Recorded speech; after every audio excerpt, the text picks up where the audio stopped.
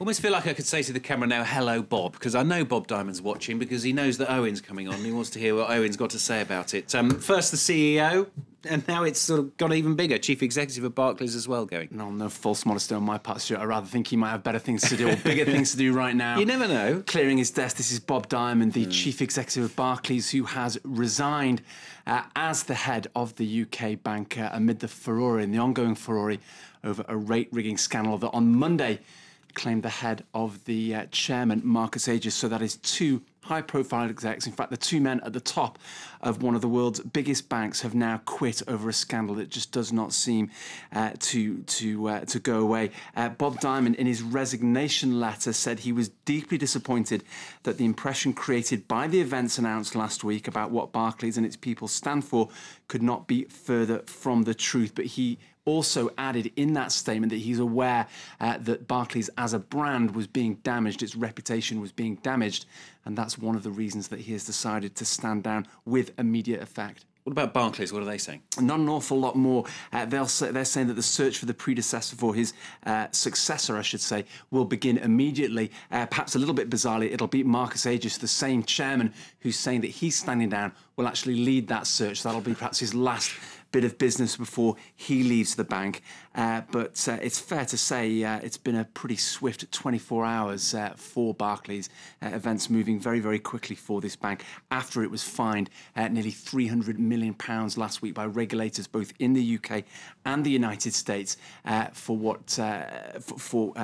rigging interbank lending rates. Yeah, we're just getting coming in on the wires, actually. George Osborne, the UK Chancellor, saying Bob Diamond's resignation, the right decision for Barclays. That just appearing on my computer. I mean, the timing of this is quite crucial, isn't it? Because the day after the chairman walked, the day before Diamond due to face the music in Parliament, I don't know whether we know yet whether he'll still have to face the music, for example. Yeah, very good point. That's to be confirmed. You're right there, Stuart. He was due to appear before a Treasury committee, very concerned about this. And what this committee is trying to find out is how widespread this practice was.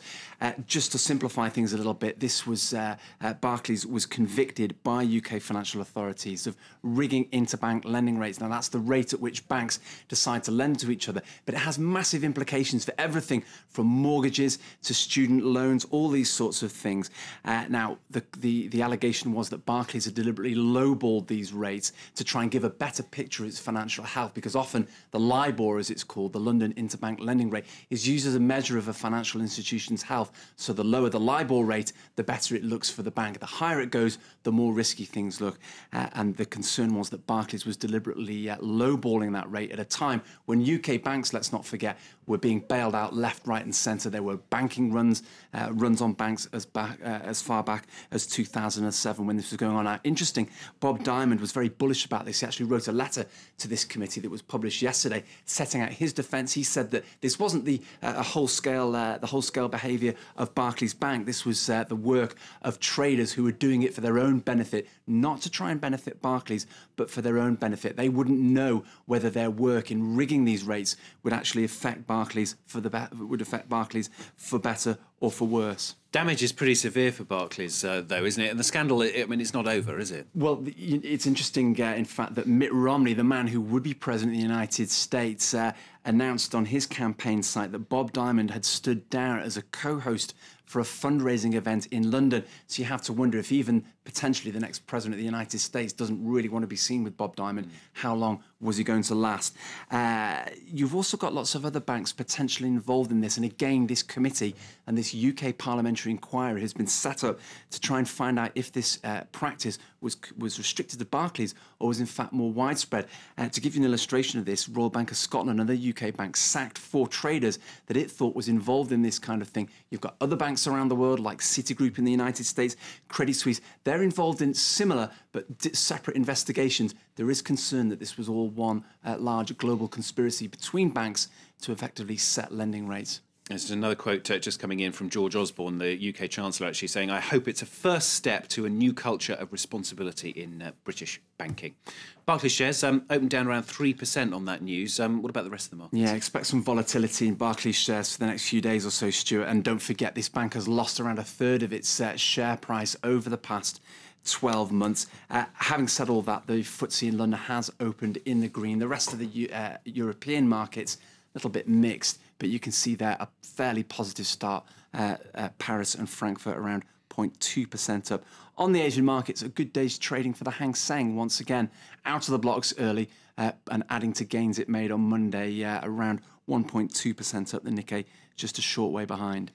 OK, well, let's pick up on a little bit of company news now, shall we? And pharmaceutical giant GlaxoSmithKline is paying $3 billion for violations of drugs that were sold to millions of Americans. The sum paid out by the British firm is the largest healthcare fraud settlement in US history. The US Justice Department says GSK will plead guilty to a number of criminal and civil charges over selling remedies that had unapproved uses. Airbus has confirmed it will build its first plane on US soil. The France-based manufacturer will set up shop in Alabama from 2015 to build its top-selling A320 jet that's designed for short-haul routes. Airbus wants to compete against Boeing in its rival's home market, having lost a contentious battle with it for a multi-billion-dollar defense contract. And bankrupt photography company Kodak has been given permission to sell its valuable patents. A US court has ruled the firm can auction off more than 1,000 copyrighted pieces of software for digital imaging that had generated around $3 billion in revenue over the past 10 years. Kodak, which made its name through traditional photo processing, went bust earlier this year, having failed to compete with digital camera makers. Now, next, an alarming rise in the price of US crops. Yeah, the food riots of the past 5 years, Stuart, are a stark illustration of the human impact that food inflation can have, particularly on the poorest members of society. Since those all-time highs over the past 5 years, prices have started to come down, but a heat wave in the US and an ensuing drought in the Midwest is threatening, once again, price stability. William Hildebrand has the story. Summer heat scorching Washington, D.C. Record temperatures are being set around the United States, and few people are able to find a break from the heat. No, it's too hot, very hot. Weather conditions have threatened crops recently, and food prices spiked in 2011, but since then, they have steadily declined. The U.S. heat wave comes during a year when the country planted some of its largest corn and soybean crops ever. Futures on soybeans are up nearly a third since last year, but a heat wave has threatened yields. The U.S. is one of the world's leading producers in the two crops, but the oppressive heat could lead to rising prices. The U.S. Department of Agriculture thinks the heat wave could deplete corn stocks by around a quarter, and it will be almost impossible to make up the shortfall. It's estimated 96% of all corn for the year had already been planted by May, and more hot weather predicted this week could cause further damage.